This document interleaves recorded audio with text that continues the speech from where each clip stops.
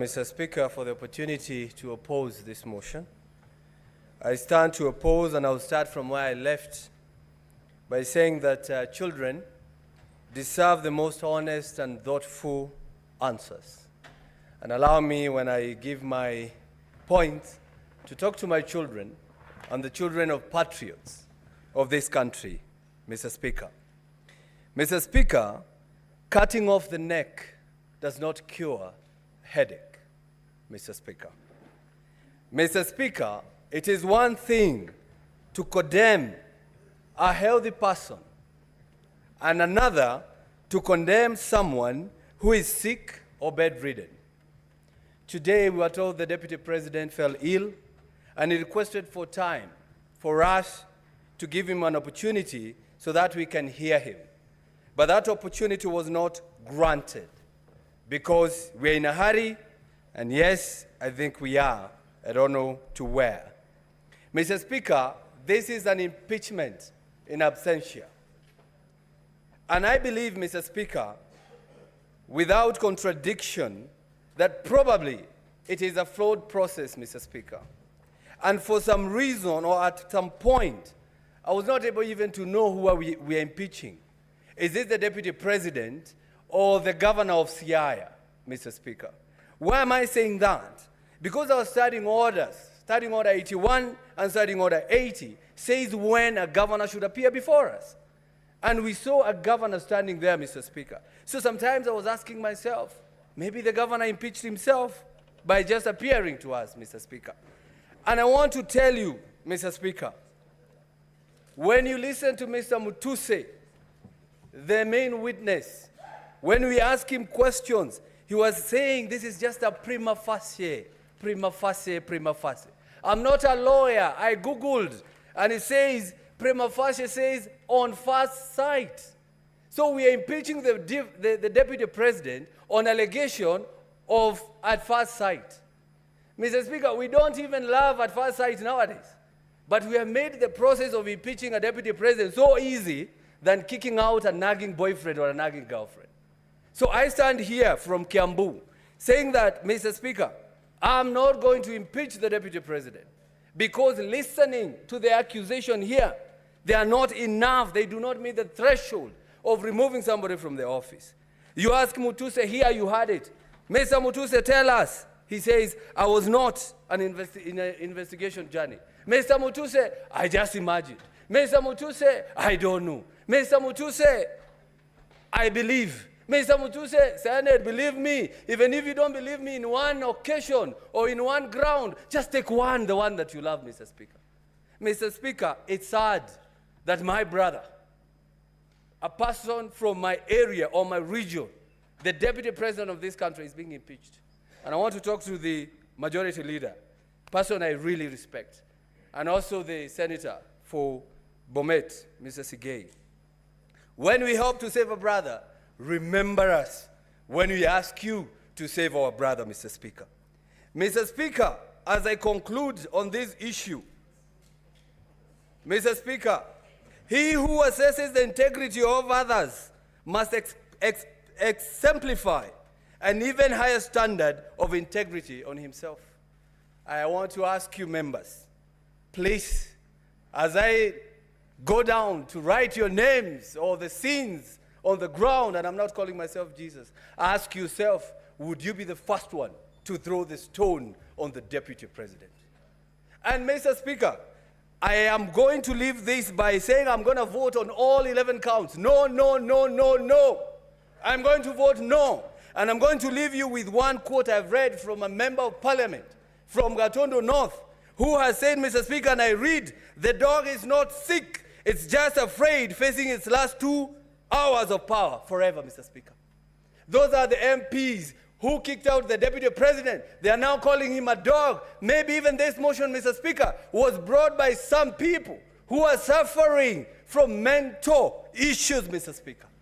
I'm going to say that because how do you call a Deputy President is a dog and he's not sick and he's only waiting to get out of power for 2 hours? I ask you, brothers, please do not play along the galleries. Respect the Deputy President, respect the people of Murima, and I leave you with Exodus 19 verse 12, Mr. Speaker. We were told if you touch a widow, you die. It says if you touch the mountain, you die. I vote no.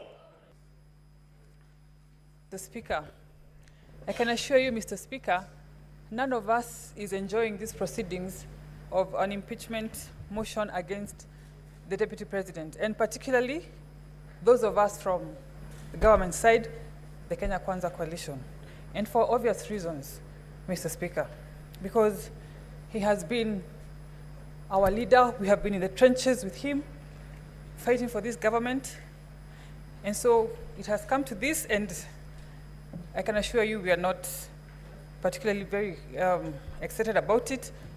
I personally have interacted with him on numerous occasions. If you look in the internet, Mr. Speaker, you will see photos of me dancing with the Deputy President, Mr. Speaker. I have followed these proceedings very keenly.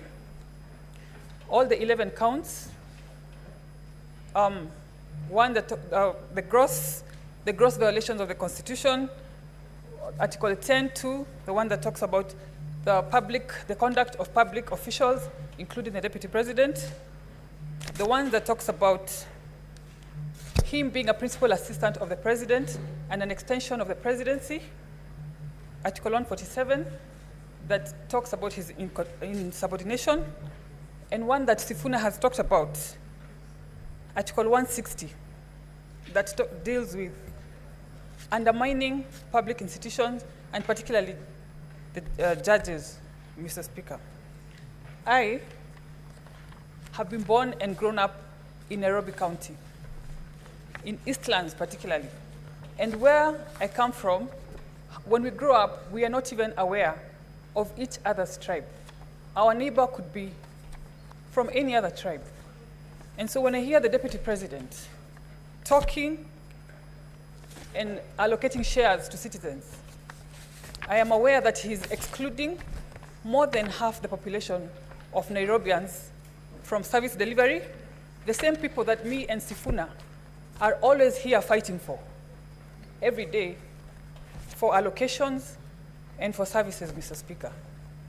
And as if that was not enough, he was in the CBD the other day, addressing Nairobians in the Kikuyu language, assuming that all Marikiti traders are Kikuyus, Mr. Speaker. Nothing can be further from the truth. And sowing seeds of tribalism in Nairobi is very, very dangerous.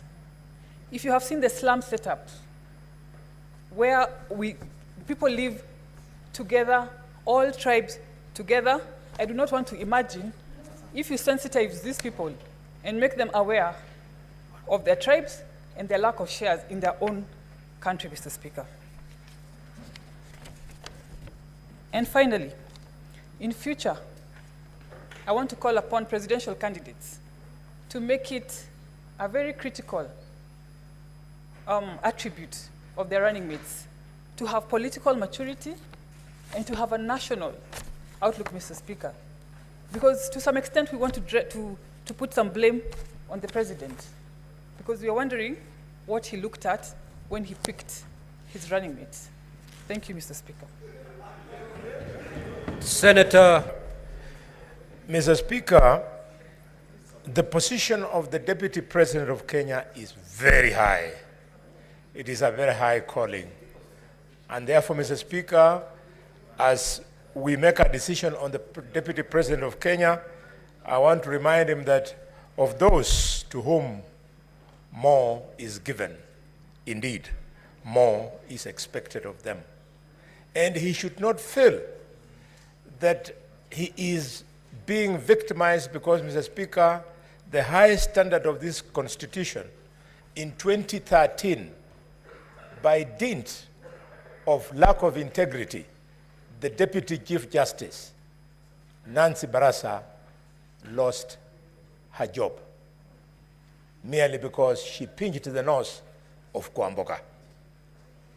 The Deputy President indeed did worse than pinching the nose of somebody. Mr. Speaker, the Deputy President seeing the allegations against him, I can't imagine that he moves around with the moninga of man of faith and truthful man. Mr. Speaker, if really we must talk about faith, may I remind the Deputy President of a man of faith, a man of letters called Bill Paul. Bill Paul said, man of faith, that integrity is like virginity. You lose it only once. And when you lose it, you can never get it back. The Deputy President has lost that virginity of leadership.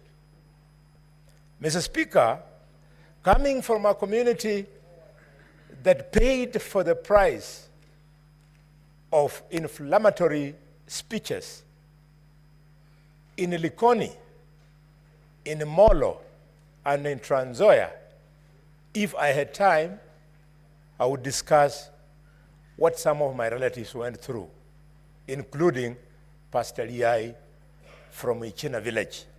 Mr. Speaker, during the tribal clashes of 1992 and 1997. I would like to remind the Deputy President of the post-election violence of 2007, 2008. One of the reasons why we had to have this progressive constitution that will be removing him, hopefully, this evening from office. Mr. Speaker, even as we ask the Deputy President to leave office, we must insist that the DCI and the ESCC and other investigative institutions must pursue this matter beyond this vote. I have on mind, Mr. Speaker, the activities of the intricate web of companies, up to 22, so to speak. The reason I believe young Mutuse could not bring all this, dear senators, colleagues, is because effort requires money, requires time to do all that research. Some of them you have to do clandestine for you to get information. I believe that if the Deputy President had taken the dog, we were going to completely undress him. We would have asked him to justify what activities each and every one of those companies was doing. It's part of the reason why he stepped down, Mr. Speaker. Mr. Speaker, I have evidence, which I don't wish to be part of the case, that as soon as the Deputy President's brother died, the wife went to the corporate branch of the cooperative bank and started crying there that the manager should stop the Deputy President from operating these accounts. Mr. Speaker, finally, the Deputy President must be investigated for the role. Senator Eddy.